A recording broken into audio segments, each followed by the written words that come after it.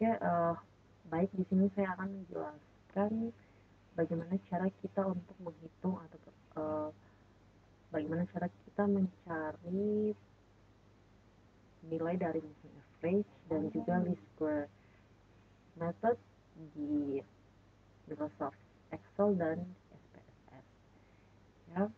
Nah, ini yang pertama, langsung saja saya ke metode yang pertama, yaitu moving average. Nah, untuk datanya, misalkan di sini saya punya data penjualan. Nah, ini untuk tahunnya start dengan tahun 2004 sampai tahun 2017 dan jumlahnya itu ada 14 tahun ya. Nah, ini untuk data penjualannya ini. Nah, kemudian langkah berikutnya di moving average itu adalah kita akan melakukan perhitungan rata-rata dari setiap nilai di variabel Y yang merupakan, misalkan di sini saya punya tuh data penjualan. Nah, untuk menggunakan moving average kita harus milih ya, misalkan saya mau tuh rata-rata bergeraknya tuh dalam interval 3 tahun, atau misalkan kalian mau menghitung dalam interval waktu 4 tahun pun juga boleh, tapi startnya tuh dengan interval waktu minimal itu 3 tahun. Nah, di sini untuk contoh pertama saya gunakan untuk 3 tahun.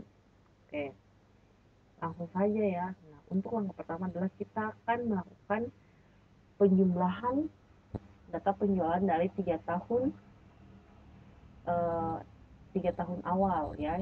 Nah, untuk 3 tahun awal ini kan 2004, 2005 dan 2006. Maka saya akan menggunakan formula sum untuk menjumlahkan data penjualan ke 3 tahun tersebut. Ini ya, dijumlahkan, oke, tutup kurung, enter. Kalau sudah seperti ini, kita tinggal tarik sampai ke bawah nih. Tarik sampai ke bawah. Oke. Misalkan di sini saya tariknya tuh sampai tahun 2017. Nah, kita lihat ya apakah rumusnya tuh berlaku tidak.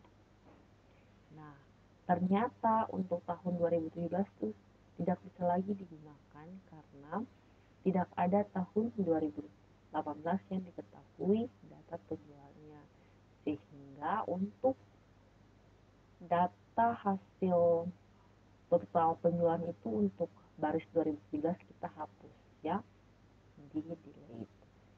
Nah, kemudian lagi untuk peletakan hasil ini, nah ini kan harusnya ada di awal ya, harusnya.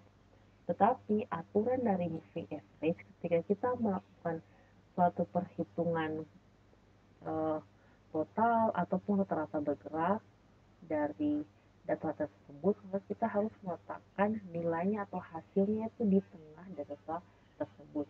Misalkan di sini kan saya gunakan intervalnya 3 tahun. Oke, otomatis dia ada di baris untuk tahun 2005 atau baris kedua dari tabelnya. Kemudian misalkan untuk yang hasil perhitungan kedua itu saya hitung dari tahun 2005 sampai 2007, maka hasilnya tuh harus diletakkan sejajar atau satu baris dengan tahun 2006 seperti itu. Nah, yang untuk perhitungan kedua ini saya tidak lagi gunakan 2004 karena dia sudah digunakan awal untuk hasil perhitungan pertama kayak gitu. Jadi setelah yang ini dia akan melepas 2005, lalu untuk proses hitung ketiga akan start dengan 2006 seperti itu, dan hasilnya akan diletakkan satu baris dengan tahun 2007. Kemudian yang tadi itu merupakan total bergerak data, bukan rata-rata bergerak. Nah, kalau kita mau hitung dia punya rata-rata bergerak, berarti kita hasil dari penjumlahan setiap 3 tahun sekali itu ya akan dibagi dengan 3. Iya, jadi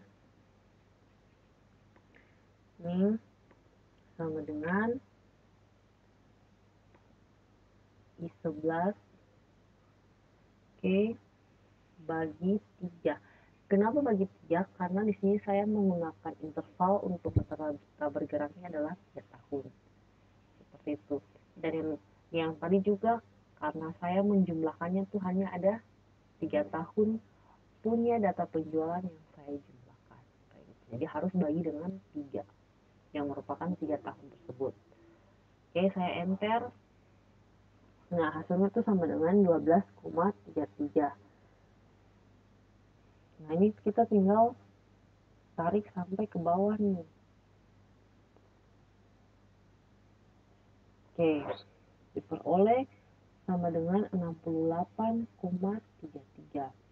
Nah, misalkan kalian tidak mau lagi untuk menghitung dia punya total bergerak, langsung untuk menghitung dia punya rata-rata bergerak, berarti kalian klik di sini. Ini saya anggaplah ini belum ada ya.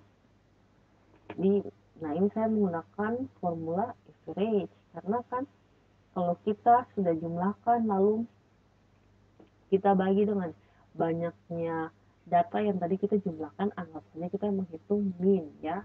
Nah, kalau untuk proses perhitungan min di Excel kan menggunakan rumus average. Nah, ini saya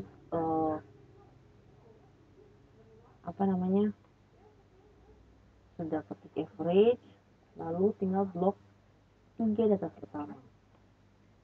pertama, lalu tutup kurung, baru enter. Nah, kemudian ini tinggal ditarik saja sampai ke bawah. Oke, hasilnya sama ya. Jadi misalkan kalau kalian mau hitung dia punya total bergerak, juga langsung hitung dia punya rata-rata bergerak, bisa saja seperti itu. Dan hasilnya juga tetap akan sama. Oke, yang tadi itu dia punya rata-rata bergerak untuk 3 tahun ya. Nah, untuk moving average sendiri itu digunakan untuk menghaluskan kurva. Nah, jika kita punya datanya itu bergelombang atau tidak stabil dan tidak teratur, maka kita bisa melakukan proses moving average ini untuk menghaluskan agar data yang kita punya itu menjadi lebih teratur dan baik dilihat seperti itu.